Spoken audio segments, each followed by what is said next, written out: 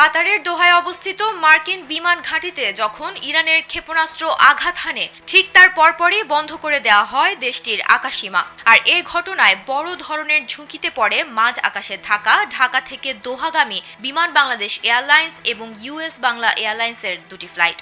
সোমবার রাতের আঁধারে যখন আকাশসীমা বন্ধের খবর এসে পৌঁছায়, তখন আর এক মুহূর্ত দেরি না করে বিমান বাংলাদেশ এয়ারলাইন্সের BG325 ফ্লাইটটি ওমানের মাস্কাটে এবং ইউএস বাংলা এয়ারলাইন্সের BS333 ফ্লাইটটি ভারতের আহমেদাবাদে জরুরি অবতরণ করে।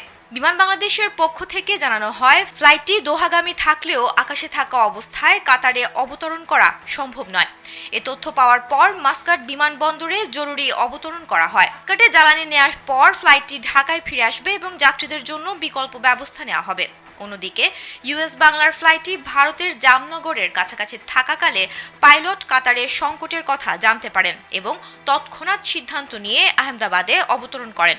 এ বিষয়ে ঢাকার শাহজালাল আন্তর্জাতিক বিমানবন্দর কর্তৃপক্ষ মধ্যরাতে এক বিবৃতিতে জানিয়েছে, চলমান নিরাপত্তা পরিস্থিতির কারণে কাতার, সংযুক্ত আরব আমিরাত, কুয়েত ও বাহরাইন সাময়িকভাবে তাদের আকাশসীমা বন্ধ রেখেছে।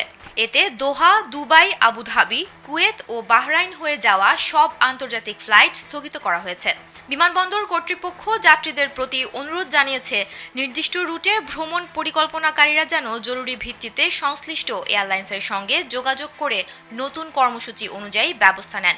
পরবর্তী ঘোষণা না দেওয়া পর্যন্ত এই রুটে আসা ও যাওয়ার সব বাণিজ্যিক ফ্লাইট স্থগিত থাকবে।